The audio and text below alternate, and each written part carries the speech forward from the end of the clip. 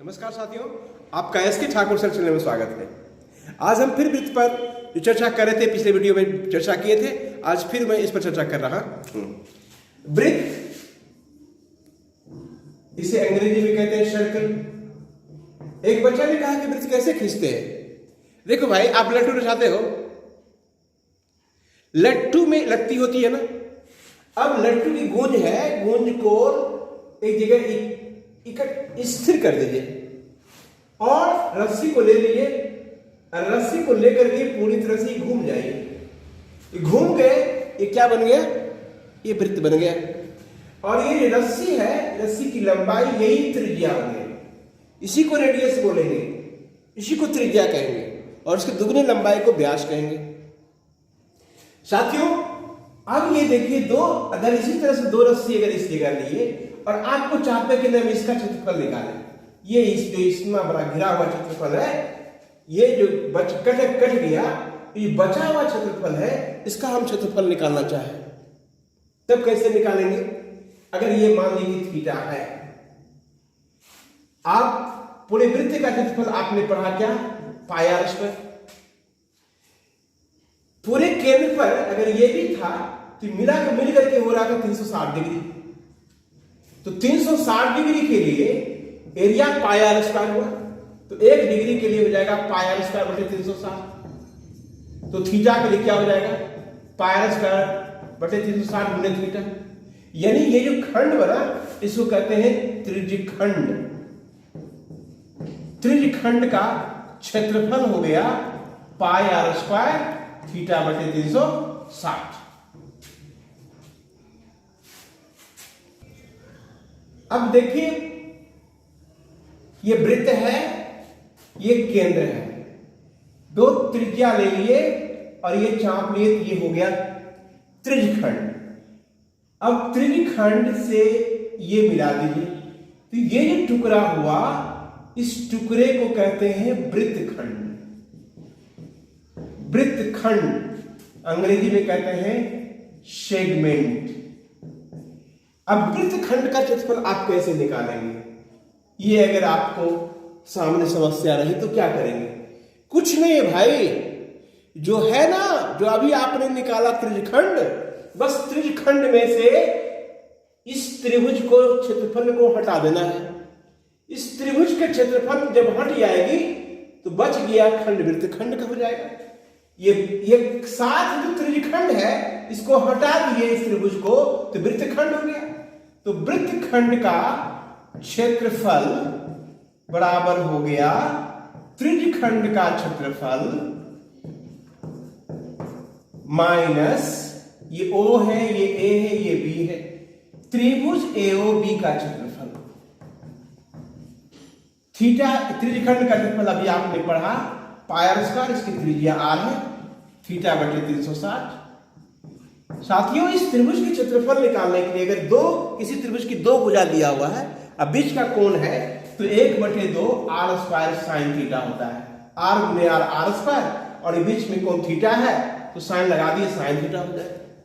अब कहेंगे कैसे? मान लीजिए साइन थीटा अगर है तो कोई बात नहीं, अगर थीटा का मान 30 डिग्री है तो याद रखिएगा कि साइन 30 डिग्री का वैल्यू 1/2 होता है, ये इस्तेमाल करना है। थीटा अगर 45 डिग्री का है तो साइन 45 डिग्री बराबर 1/2 इस्तेमाल कर लेना है। अगर थीटा 60 डिग्री आ गया तो साइन 60 डिग्री बराबर √3/2 हो गया। थीटा 90 डिग्री हो गया तो साइन 90 डिग्री बराबर 1 हो गया। अगर थीटा 120 डिग्री हो गया तो साइन 120 डिग्री बराबर √3/2 हो गया। ये वैल्यू आप इसमें भर देंगे। थीटा का मान जो भी देखिए, 30 degree, 45 degree, 60 degree, 90 degree, 120 degree, जो भी हो, 150 डिग्री अगर है तो साइन 150 डिग्री का जो वैल्यू होता है वो 1/2 होता है। इस तरह से ये मान इसमें भर दीजिए और वृत्तखंड का क्षेत्रफल निकाल दीजिए। ये छोटा है तो लघु वृत्तखंड हुआ, इसको लघु वृत्तखंड कहेंगे। अगर दीर्घ वृत्तखंड निकालना रहा, ये पार्ट निकालना रहा, तो दीर्घ वृत्तखंड का क्षेत्रफल बराबर होता है पूरे वृत्त का क्षेत्रफल। वृत्त के क्षेत्रफल में से इस लघु वृत्तखंड का क्षेत्रफल घटा दीजिए। लघु वृत्तखंड का क्षेत्रफल यानी पूरी वृत्त के क्षेत्रफल में से इसको हटा दीजिए, ये इसको गायब कर दीजिए, तो निकल के आ गया लघु वृत्तखंड का क्षेत्रफल। अब देखिए साथियों, एक बार परीक्षा में बहुत पूछा है, अब तो बहुत पॉपुलर क्वेश्चन हो गया। एक बार आईएएस की परीक्षा में पूछा था कि 3 गो सिक्का है, अब तीनों सिक्का समान त्रिज्या का है, यानी बराबर सिक्का है, तीनों 1 ही रुपया का हो या तीनों 1 ही 2 ही रुपया का सिक्का है, और तीनों को इस तरह से सटा करके रख दिया गया। अब सटा कर रख देने से ये बीच के क्षेत्रफल हुआ ना, ये घिर गया, इस घिरे हुए भाग का क्षेत्रफल ज्ञात करने के लिए कहा। कैसे निकालेंगे? उस समय के लिए बहुत बड़ी समस्या हो गई थी, लेकिन अब के लिए समस्या नहीं है, ये तो आराम की मामला है। देखिए साहब, कोश इसकी केंद्र O है, इसके केंद्र 1 कर दिए, A1 कर दिए, O2 कर दीजिए, इसका केंद्र O3 कर दीजिए, इसको मिला दीजिए। ये रेडियस R है, ये भी रेडियस R है, ये भी R है, ये भी R है, ये भी R है, ये भी R है। आपको लग रहा है भारी, भारी कुछ नहीं है, कुछ है। ये क्या बन गया? त्रिभुज बन गया। त्रिभुज के तीनों भुजा बराबर, ये भी 2R हो गया, ये भी 2R होगा, ये भी 2R। जिस त्रिभुज के तीनों भुजा बराबर होते हैं उसे समबाहु त्रिभुज कहते हैं। और समबाहु त्रिभुज के प्रत्येक कोण का मान, यानी इस कोण का मान, थीटा का मान कितना डिग्री हो जाएगा? 60 डिग्री। अब आप देखिए कि ये जो है, ये क्या चीज है? एक त्रिज्यखंड है। ये भी क्या है? ये भी एक त्रिज्यखंड है। और ये क्या है? ये भी एक त्रिज्यखंड है। तो इस त्रिभुज के क्षेत्रफल में तीनों त्रिज्यखंड को हटा दीजिए तो क्या निकल के आ जाएगा? ये घिरे हुए क्षेत्रफल के। तो रंगे भाग का क्षेत्रफल या तीनों सिक्कों के बीच घिरे क्षेत्र का क्षेत्रफल बराबर त्रिभुज, यानी समबाहु त्रिभुज, समबाहु त्रिभुज O1 O2 O3 माइनस 3 गुणे एक त्रिज्यखंड का क्षेत्रफल। एक त्रिज्यखंड का क्षेत्रफल, त्रिभुज का क्षेत्रफल होता है, समबाहु क्षेत्रफल होता है √3/4 गुणे भुजास्कर। आपको साथियों अगले वीडियो में बताएंगे कि समबाहु क्षेत्रफल √3/4 गुणे भुजास्कर क्यों होता है। -3 गुणे एक त्रिज्यखंड का क्षेत्रफल, त्रिज्यखंड का क्षेत्रफल है πr² थीटा बटे 360 और थीटा है 60 डिग्री का, तो √3/4। इसकी भुजा कितनी हो गई भाई? r जो 2r है, तो 2r का स्क्वायर 3 πr², ये 60/360। ये कट गया तो 6 मरते कट गया, और इससे भी काट दिए तो 2 मरते कट गया, 2 का स्क्वायर 4 खत्म हो जाएगा, यानी निकल के आ गया। इसको यहां लिखते हैं √3/4 गुणे r²। तो 4 कट गया तो 4 नहीं लिखते हैं, √3 इंटू r² माइनस πr², अब बचे 2 बच गया, बटे 2। ये हो गया रंगे भाग का क्षेत्रफल, यानी तीनों सिक्कों के बीच घिरा हुआ क्षेत्रफल।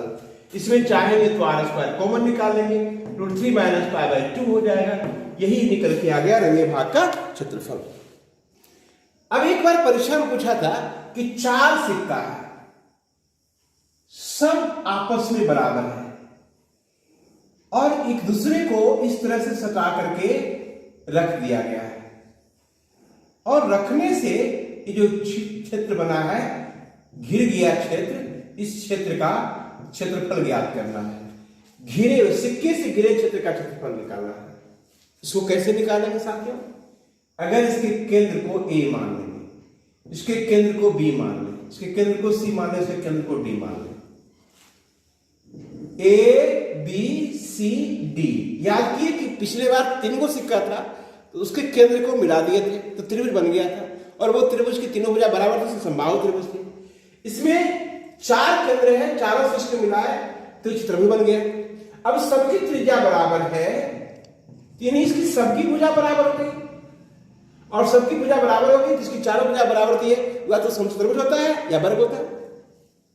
साथियों ये 90 डिग्री का कोण बना रहा है, 90 डिग्री का कोण बना रहा है, क्योंकि त्रिज्या जो होती है स्पर्शरेखा पर लंब होती है, तो ये 90 डिग्री का कोण बनाएगा, और जब 90 डिग्री कोण बनाएगा तो यह चतुर्भुज एक वर्ग हो जाएगा।